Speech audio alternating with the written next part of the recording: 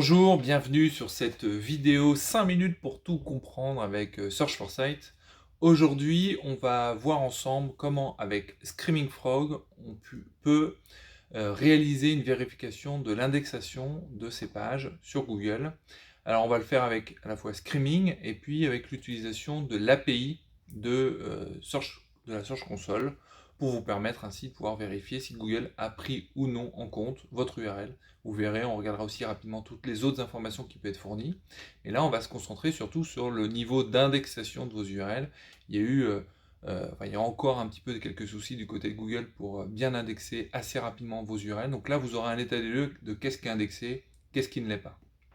Donc, pour ce faire, on ouvre un Screaming Frog et on va d'abord, dans un premier temps, mettre notre URL. Donc, pour poser aucun problème, nous, à nos clients et copains, on va mettre l'URL de notre agence. Et vous verrez qu'on n'est pas parfait. Il y a quelques URL qui ne sont pas correctement indexées. Donc je mets l'URL de mon agence. Dans un second temps, je vais me préoccuper un peu de la vitesse. Toujours pareil, quand vous vous retrouvez à devoir interroger Google par sa Search Console, ne mettez pas trop fort en vitesse, sinon l'API pourrait crasher ou vous rejeter. Donc là aussi, vous pouvez mettre 1, voire 2, tout dépend un peu de la taille. Moi, j'aime bien une URL seconde pour être assez sûr. Après, en termes de user agent, donc là, on peut se permettre de rester en Screaming Frog.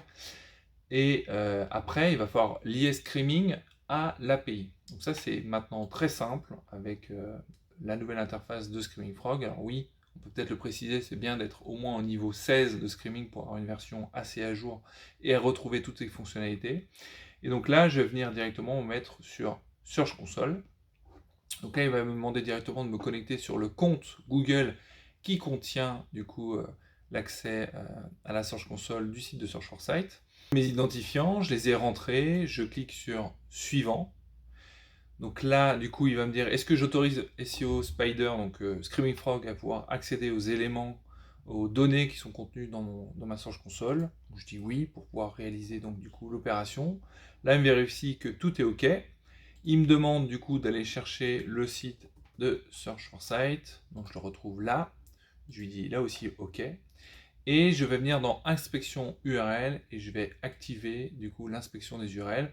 Est-ce que je veux ignorer les URL qui sont de façon par défaut non indexables parce que j'ai certainement mis une no-index, une canonical vers autre chose, ou voire même répond peut-être pas en 200. Je vais dire oui, comme ça c'est beaucoup plus vite. Et ensuite, toute la configuration est faite, je lance le crawl. Donc vous allez voir, lorsque vous allez lancer le crawl, eh ben, il va aller beaucoup plus vite pour aller aspirer toutes les URL, et l'API, elle, va venir dans un second temps, venir apporter l'information aux différents éléments. Donc, de toute façon, je vais le mettre en pause parce que j'avais directement prévu un crawl pour éviter de vous faire attendre. Donc si on se met directement sur la vue que j'obtiens, je me retrouve avec l'ensemble des URL et à droite, l'ensemble des éléments qui sont présentés par Screaming, et on fera certainement une vidéo un petit peu sur l'interprétation de ces résultats-là. Moi, ce qui m'intéresse, c'est de descendre tout en bas pour aller voir justement les données de la Search Console. Et donc là, quand j'arrive sur les données de la Search Console, donc il me dit qu'il a récupéré pour 1778 URL les indicateurs. Donc j'ai quand même clic en dessous de 0, donc les clics bien sûr de la Search Console, donc nombre de URL qui n'ont pas fait de clic au-dessus de 0, pardon, clic, les URL qui ont fait plus de 0 de clic, il y en a 435, donc ça c'est quand même pas une très bonne nouvelle, c'est qu'il y a quand même beaucoup d'URL qui sont zombies, comme dirait un certain Olivier. Les données analytiques, bon, je ne me suis pas raccordé à analytique, il n'y en a pas. Ce qui m'intéresse là, c'est que j'ai 13 URL non indexées par Google.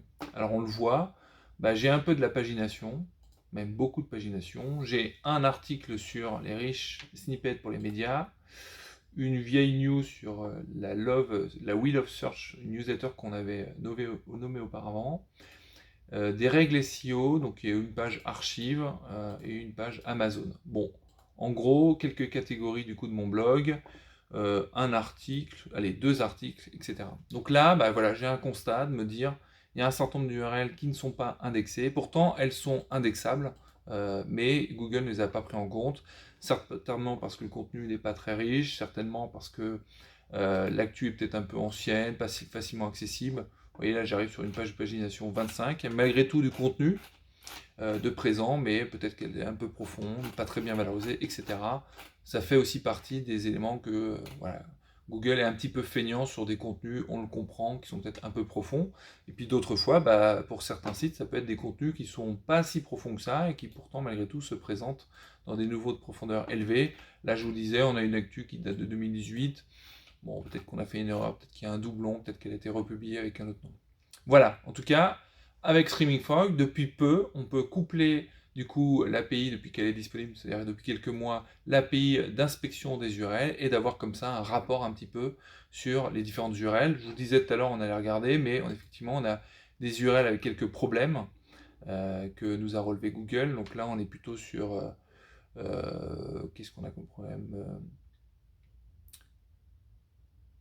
Bon, apparemment, elle n'est pas mobile friendly, donc il y a certainement quelques éléments peut-être écrits un peu petits pour lui, voilà, différentes erreurs. Donc c'est hyper intéressant de s'y intéresser parce que très souvent, je le dis à mes clients, vous vous dites tiens, je voudrais créer des nouvelles pages, ajouter de nouveaux contenus, bah quand même, regardez si déjà vos contenus déjà présents sur le site sont bien indexés, bien vus.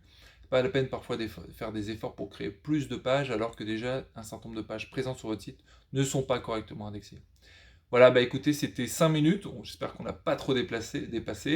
Et puis, bah, je vous dis à très bientôt pour une autre vidéo sur, on va dire, un outil, une problématique. À bientôt, au revoir.